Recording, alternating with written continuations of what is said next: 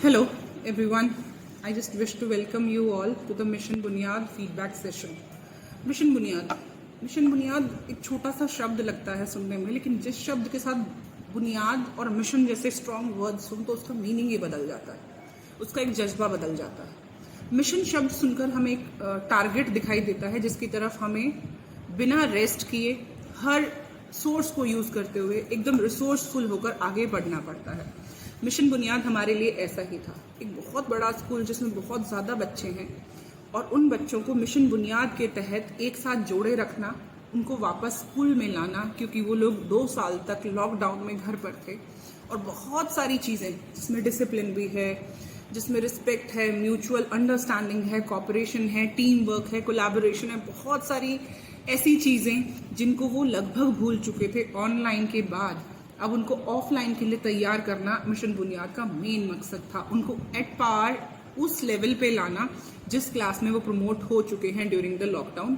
Period. Mission Buniyaad एक बहुत अच्छा एक्सपीरियंस रहा as a teacher. It was almost like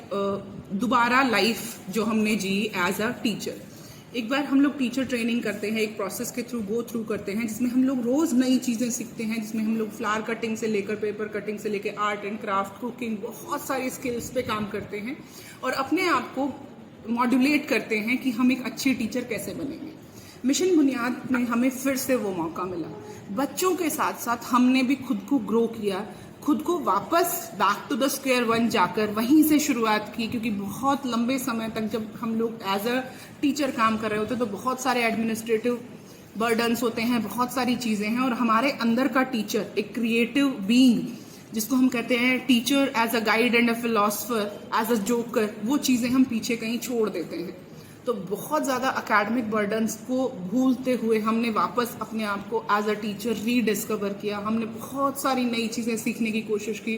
African dolls हमने बनाई, हमने फ्लावर कटिंग्स, हमने बच्चों के साथ ऐसे ऐसे वर्ड प्ले गेम्स सीखे जो शायद हमने पहले नहीं सोचे थे। माइंडफुलनेस, हैप्पीनेस, देशभक्ति, ईएमसी, बहुत सारे ऐसे कॉन्सेप्ट्स जो गवर्नमेंट ने अभी इंट्रोड्यूस किए हैं और जो बच्चों के अंदर बहुत ज़रूरी हैं। हम बच्चे को आईआईटी भेजते हैं क्योंकि आईआईटी में पढ़ना is not only about reputation, it's about the mindset that they create. And EMC जो हमारे स्कूल में हो रही है, it has created the same kind of mindset. तो मिशन बुनियाद में हम सब लोगों को, जिनको बच्चे तो 2 साल में 3 साल में घर बैठकर बहुत सारी चीज़ों में लैग बिहाइंड हो गए थे, they were lagging behind in most of the aspects of life where we are supposed to cooperate and sit in a classroom in a uniform where we all are equal, उस सब thought process को वापस inculcate करना, एक अच्छा individual बच्चे के अंदर से निकालना जिसमें हर एक individual, we talk about the creativity, we talk about the individual being, we talk about the individualness of each and every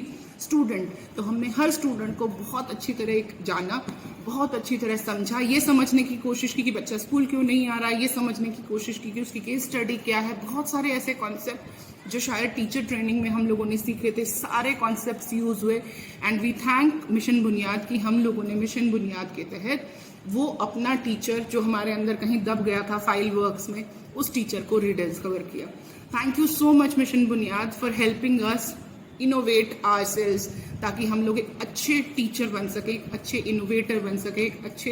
entrepreneur mindset को सिखाने वाले बन सके, एक अच्छा देशभक्त बन सके और अपने बच्चों को, अपने स्टूडेंट्स को